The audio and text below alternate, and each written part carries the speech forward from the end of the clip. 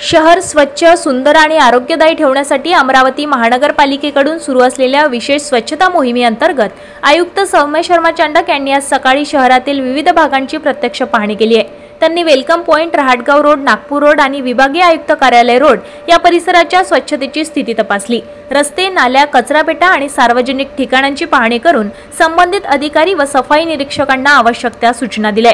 आयुक्त चांडक यांनी सांगितले की शहर स्वच्छ ठेवणे ही केवळ महानगरपालिकेची जबाबदारी नसून प्रत्येक नागरिकांनी त्यात सहभाग घ्यावा।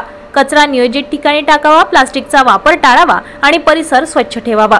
त्यांनी पुढे सांगितले की सर्व विभागांनी एकत्रित प्रयत्न केल्यास स्वच्छ अमरावती, सुंदर अमरावती हे स्वप्न साकार होऊ शकते। या दरम्यान त्यांनी सफाई कामगारांशी संवाद साधून त्यांच्या समस्या जाणून घेतल्या आणि आवश्यक ती उपाययोजना करण्याचे आश्वासन दिले।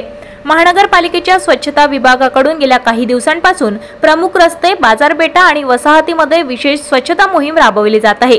त्यात कचरा संकलन, रस्ते धुणे, झाडांची छाटणी, नाल्यांची स्वच्छता आणि जनजागृती उपक्रमांचा समावेश आहे।